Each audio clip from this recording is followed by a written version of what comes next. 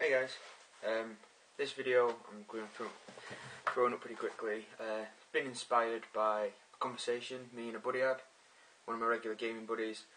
We had a conversation the other day, last week. Basically, we got into the topic of, older books being underpowered. And basically the conversation started, we were talking about the Chaos Space Marines Codex. Another one of our friends plays the Marines Codex. Neither of us play it. I play Blood Angels, he plays Space Wolves. But basically the conversation was, he was saying it was underpowered and they desperately needed a new codex. And I took the contrary view and said, well, no, if you play the book right, the codex is actually a very, very powerful codex. Some of my toughest 40k games have been against Chaos Space Marines. Because if you build the list right, build the army right, it's a very, very, very tough codex. So then this led to a challenge, and now I'm proxying my Blood Angels as Chaos Space Marines army to prove that, played in the right way, you can make tough lists out of that book. So it got me thinking, what about the other older books that are out there at the moment? You look at across the board of what's out at the moment, Black Templars, okay, they're getting a new one very soon. Tau, Eldar, and I think they're the only one, Dark Angels. But, so there's what, 5 4th edition codexes out, possibly older, at the moment. And I just wanted to sort of address the prospect if you're playing one of those armies, sort of the way you should go about it under 5th edition rules. Because without trying to sound too egotistical myself, I played Eldar very successfully throughout 5th edition. Recently just sold all my Eldar. What a new challenge. But the reason being is I played throughout 5th edition with Eldar and, I won many, many more times than I lost because I took the philosophy we're going to talk about in a second and applied it to the army list. See, the problem with these old books is they were built for the 4th edition metagame. Now the 4th edition meta was completely different to the 5th edition meta. Everyone knows that. Troops became massively important in 5th edition. You look at 4th edition, troops were not important at all. Everyone could score, everything was worth victory points, etc, etc. The biggest change 5th edition was, troops only scoring, and it really, really put the emphasis on your 10-man tactical squads in Rhinos, your massive hordes of Orc Boys, massive hordes of Tyranid, Termagants, Hormagaunts. Troops became the number one thing to have. The problem is these 4th edition books, look at Chaos, look at Eldar in particular. The units in their troop section are massively expensive for what you get. Massively. Look at, we'll take the Eldar Codex for example here. 22 points for a jet bike. Some of this Ballistic Skill 3, okay, they can turbo boost, got 3 up armor save. But essentially, they're not going to do anything. They've got Ballistic Skill 3, Weapon Skill 3, only 1 wound. They're pretty easy to kill. They don't offer much other than... I used to run 1 unit 6. That's it. And basically, they'd spend the entire game turbo boosting corner to corner of the board and then grab an objective last minute. They would do nothing. Yeah, that unit was 152 points for 6 models. So this is the problem you come across, is you can't build these troop-heavy armies because everything is just so expensive in the troop section. So the way you need to go about it is you need to build the 4th edition book as if it was a 4th edition game. Now what does this mean? Well, think back to the way people used to play 4th edition, where it was troop light and, specialist heavy. I'm not going to say elite or heavy support because different books have different areas of specialisms. Eldar particularly is, the elite section is very, very cheap aspect warriors in comparison to a 12-point Dire Avenger, when you can have Fire Dragons for 16 points each, or Howling Banshees for an extra 4 points. The increase on quality you get is immense. The same with the Chaos Space Marine Codex. The Chaos Space Marines, okay, average points value, 15 points, same as in regular Marine. But look at the upgrade costs. You want to give them a mark, you want to give them an icon to make them actually as good as they should be. You're looking at nearly 300 points for a Squadron of Rhino. And then you look at, the the cultist units, the Corn Berserkers, the Plague Marines. Again, that's even more. 7 Plague Marines in a Rhino over 2 Plasmas is like 280 points. And okay, it's a very tough unit, but in comparison, it's not a lot for what you're paying. And this is the problem: you don't, in that section of these codexes, you don't get a lot of bang for your buck. Whereas you look in other sections of the Chaos Codex, 75 point Obliterators, Defile have 150 points, Land Raiders 220. You know, the heavy support section is massively cheap, and this is where you need to build your army. You got to look at the strengths and play to your strengths. You know, imagine like a kid's block. You know, the circle, the triangle, the square, the cross, and you know they put the blocks in the shapes. Okay, you change the shapes, they're not going to fit in. But you change the block to a bigger block, the shapes are still going to fit, just not as well. And this is sort of the idea you've got to go around. So you've got to look at building the exact same list as if it was 4th edition. You can't go troops heavy. So, you know, we'll throw out another example here. If you go in with Chaos Space Marines, as good as Chaos Space Marines are, the most competitive armies that are probably out there are actually really troop light and just go massive on, you know, the cheap Terminators in the Land Raider, which is a linchpin unit in a lot of marine armies these days, you know, is the close combat Terminators in a Land Raider. Well, Chaos can do that so cheap, it's unfair almost, you know. 220 points for the Land Raider, 30 points for Terminator. You're looking, what, 370 points for a 5-man unit? Okay, you know, clocks up a little when you start adding weapons and marks, but still, that's, you know, it's besides the point. So, it's a basic point, but a lot of people tend to miss it, and it's a downfall of a lot of people that, you know, play these older books and complain about how they're unbalanced. Things like, you know, in the new edition. And the thing is, yes, they are unbalanced in the new edition, so that's why you need to play it as if it was the old edition. The same principles still, you know, still apply. An Obliterator still has all its weapons, still hits on a 3+. That hasn't changed. The basic game of how you roll dice and what the statistics mean haven't changed. All it means is you're going to find it maybe slightly harder to win objective games. But, again, like a lot of armies, if you play them right, they're very successful. Like, I had a lot of success with my Eldar. An example is I was at the Throne of Skulls in October. Those who watch my channel will know that. When I was there, on table number 1, which is, for those that have never been to a tournament before, is the top table.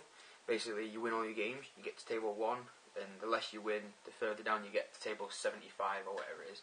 So table 1 is basically the 2 best players at the tournament. Well, we say 2 best players, the ones that won the most games. And I was there in October, and table 1 had a Black Templar player on it, every game. He won all his games, I think apart from the last game, if I remember correctly. But he built his Black Templar list as if it was 4th edition. He went quite light on troops and took what Black Templars were good at. And this is where 4th edition books are different. You can't play to the edition, you have to play to the book. And it's a simple principle. And if this video helps one person to sort of just slightly change their attitude towards building one of these older books, then that's great. I mean, I don't know everything. I'm not, a tactics guru. I'm not, a book mechanics expert. Not in the slightest. It's just little observations I picked up from doing it myself. Since the very, very start of 5th edition, I played Eldar up until a few months ago. So pretty much the entire lifespan of 5th edition, I played as Eldar. So I've got an idea of how to be successful in this edition. And it is the simple fact of playing as if it was the edition your codex was made in. Okay, Dark Eldar, the old Dark Eldar Codex, had a lot of difficulties in doing that because their book really was so old. But again, I had this same conversation a few months back about the old Necron Codex. People saying, it's really, really weak and the troops are at a disadvantage. I was like, well, yeah, that's fine. Just don't take any, take less troops then. Take what's awesome about your book. That's the point of the book. take what's good in your book. If you don't, you're not going to win any games if that's what you want to do. If you want to play for fun, that's fine. Everyone wants to play for fun.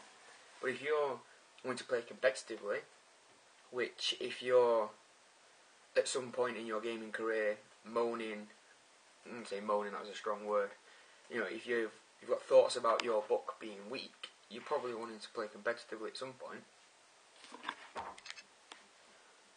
So what you have to consider is how you're going to approach playing. And I keep repeating myself, and I'm wasting video time, but I need to get the message across. This is how you do it. It's simple little changes of, don't go troop heavy. I mean, I'm using examples that I know. So, we'll look at Eldar again. The massive emphasis of 5th edition was mechanised troop heavy armies. You look at marine lists, you're going to see anywhere to 3 to 6 units in rhinos or razorbacks. Some people skim quite light, and other people just go mental and have the whole hog. You see some Vulcan lists that have got 4 10-man tack squads with melter, multi-melter, and that's because that's their strength, getting the twin linked, getting all the things. But if you're playing Eldar, you can't do that. You can't have 4 10-man squads of Dire Avengers in Wave Serpents, because Wave Serpent's 90 points base. That's more than double what a Rhino is. So point for point, we can't do, as a 4th edition book player, you can't do the point for point mechanised troop heavy armies. But what we can do is cheap elite, cheap HQ, cheap specialised armies, and that's the way to play these older books. Now, I didn't want this video to sort of sound like a rant, but it kind of came out that way, so I'm going to apologise now for that. But it's just something that a lot of more experienced players will know, but it's not all experienced players, it's players that have the experience of playing an older book within a new edition.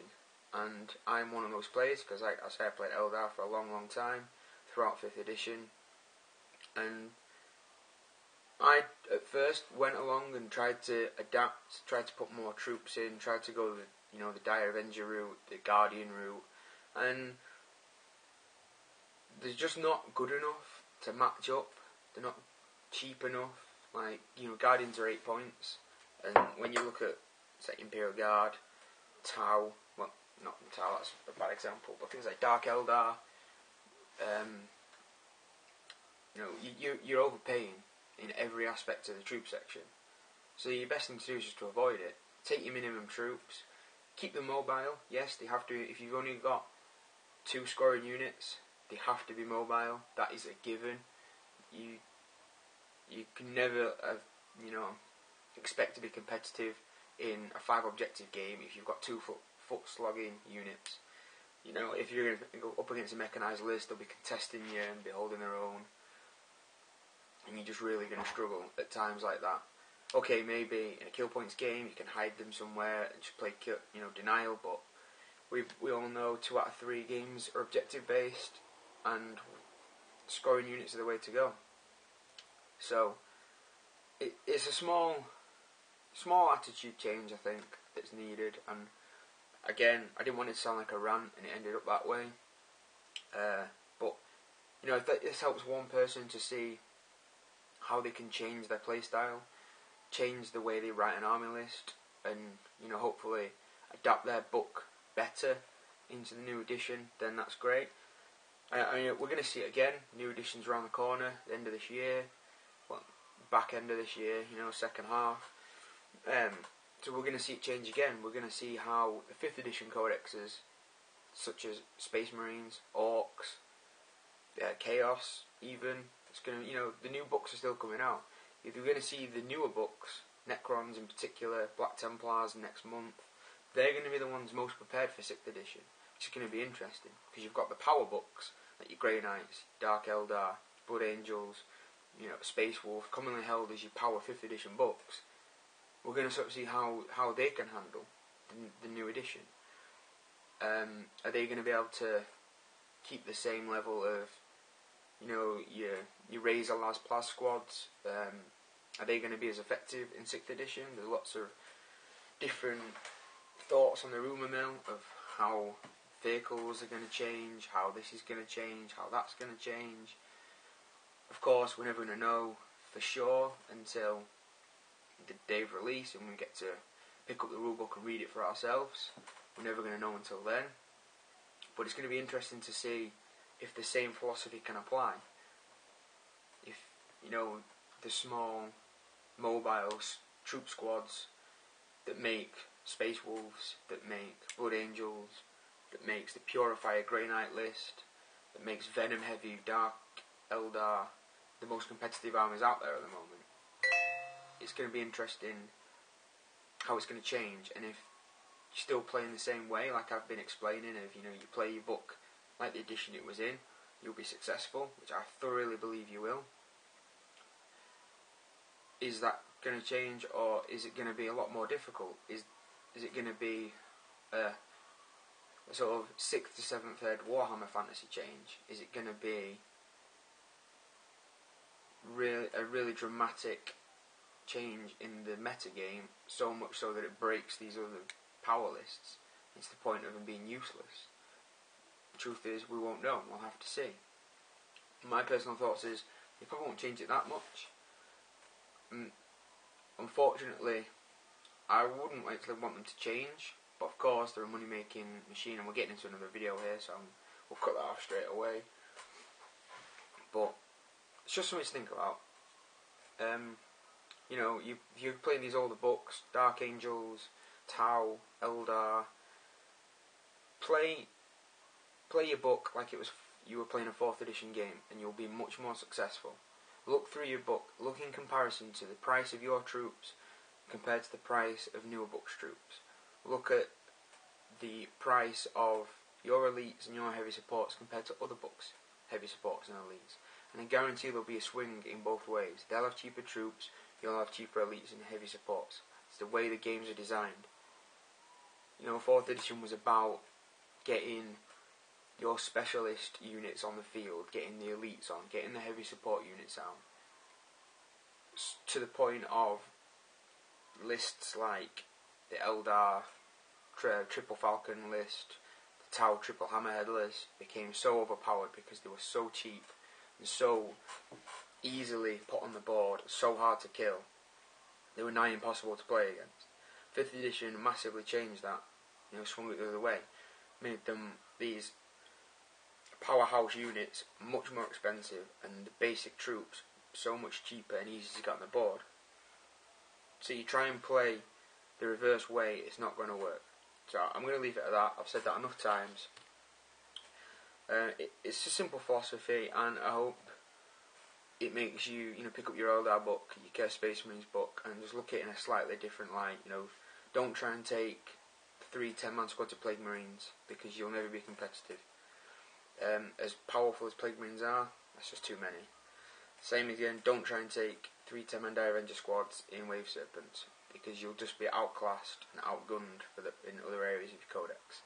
So I'm going to leave it there, guys. I hope you sort of didn't feel I was ranting too much. I didn't want it to be, and I hope you pick up a bit of insight, and if I help one person, then I'm happy. So if you're not subscribed, feel free. I really appreciate the support. I put videos out for you guys out there, so you know my thoughts, and we can share ideas and help each other out. And yeah, I thoroughly support, accept, and grateful for your support. So comment, like, subscribe, guys. Alright, I'm out. I'll leave you with that. Cheers, peace out.